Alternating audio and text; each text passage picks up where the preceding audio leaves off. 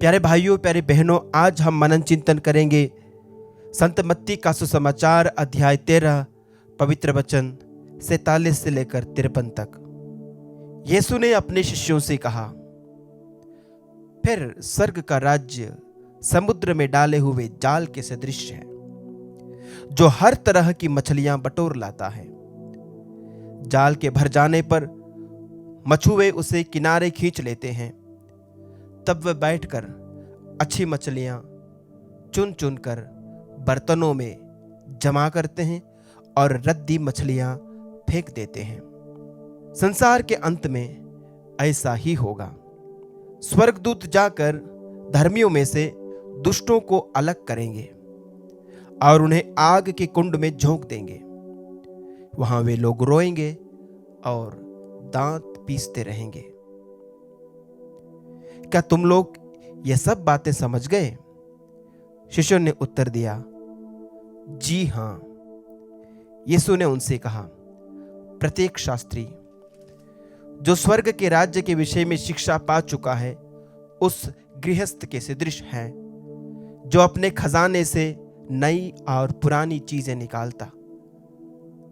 इन दृष्टांतों के समाप्त होने पर यीशु वहां से चले गए। प्रभु का पवित्र सुसमाचार। हे ख्रिस्त, तेरी स्तुति हो। प्यारे भाइयों, प्यारे बहनों, दृष्टांतों का अध्याय मत्ती अध्याय 13।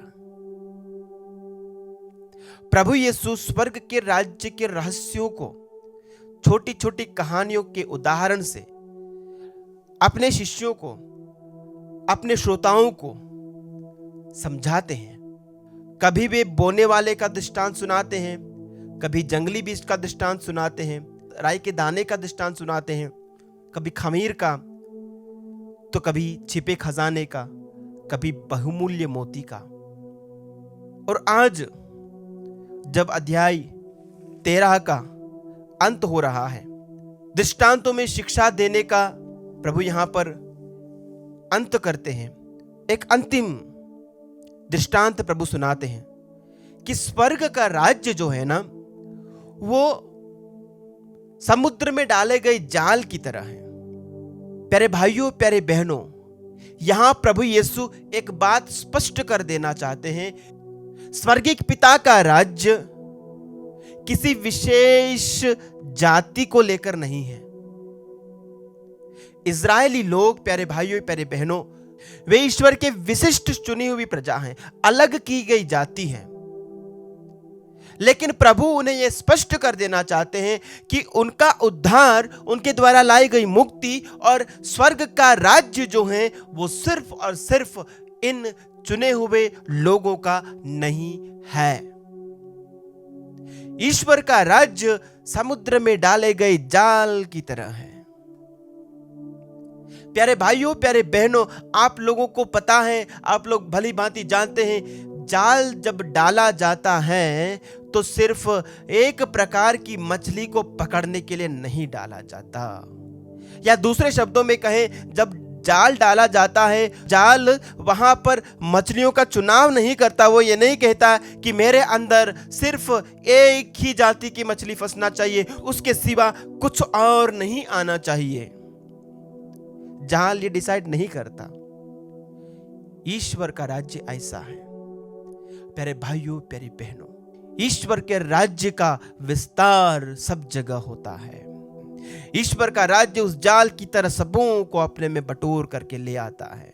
प्यारे भाइयों, प्यारे बहनों, लेकिन उस मछुआरे के दिमाग में, उस मछुआरे के मन में अपना उद्देश्य है। उसने जाल इसलिए फैलाया है कि उसे वहां पर काम की मछलियां मिले। उसे वहां पर जिस प्रकार की मछलियों की उसे उम्मीद है, वो मछलियां उसमें फंसे। वो मछलियां भी होती हैं, उसके साथ कुछ ऐसी मछलियां भी उसके अंदर, उसके दायरे में आती हैं जो उनके लिए काम की नहीं है। प्यारे भाइयों, प्यारे बहनों, शिक्षा ये है कि स्वर्ग के राज्य में सबों के लिए जाल डाला गया है, सबों को बटोरा जाता है, सबों को वहां पर प्रभु की कसौटी के सामने पेश किया जाता है। सिर्फ वही वहां पर चयनित होंगे जिन्होंने अपने जीवन को, जिन्होंने अपनी जिंदगी को उस मछुआरे की मानसिकता के अनुसार बनाया है, जिसने अपने जीवन को प्रभु के वचनों के पैमानों पर तैयार किया है। वे मछलियां चुन ली जाएगी और प्रभु के राज्य का हिस्सा बनेगी, प्रभु के राज्य की हिस्सेदार बनेगी।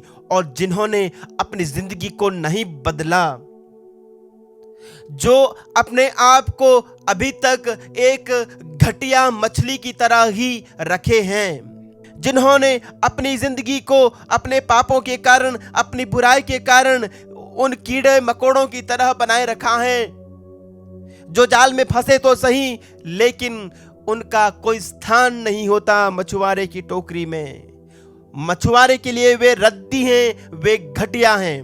प्यारे भाइयों, प्यारे बहनों, जिनकी सोच इस प्रकार की है, जिनके विचार इस प्रकार के हैं, जो तुच्छ मानसिकता वाले हैं, जो कुंठित मानसिकता वाले हैं, जो गंदी मानसिकता वाले हैं, जो गंदे व्यवहार वाले हैं, जिन्होंने अपने ही चुनाव से, अपनी ही आदतों के कारण, अपने ही कार्यों के कारण अपने आप को एक घटिया इंसान बना लिया है, जिसका कोई स्थान वहां पर नहीं है, मछुआरे के लिए जिसका कोई मूल्य नहीं है, ऐसा यदि बना लिया है तो प्यारे भाइयों, प्यारे बहनों, ऐसे लोग तिरस्कृत किए जाएंगे, ऐसे लोग ठुकराए जाएंगे।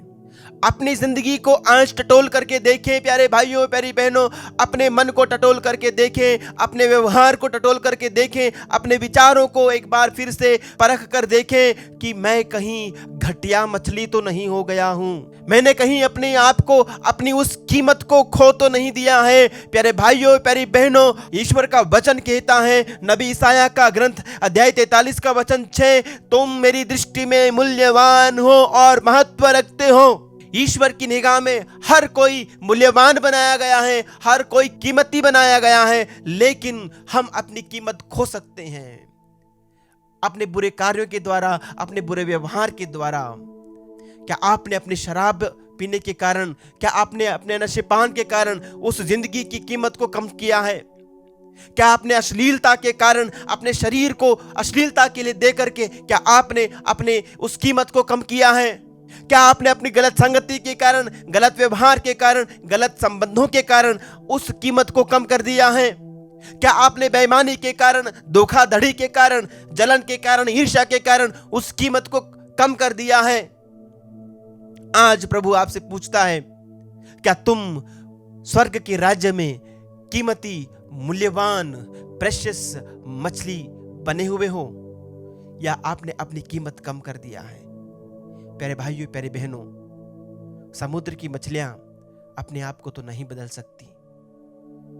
जो छोटी हैं वो छोटी रहती हैं, जो घटिया है वो घटिया रहती हैं, लेकिन मैं और आप, हम बदल सकते हैं। हम पाप में प्रवृत्ति से उठ करके अपने आप की कीमत को पहचानते हुए ईश्वर के बेटे और बेटियों का वो स्टेटस, वो दर्जा फिर से हासिल कर सकते हैं।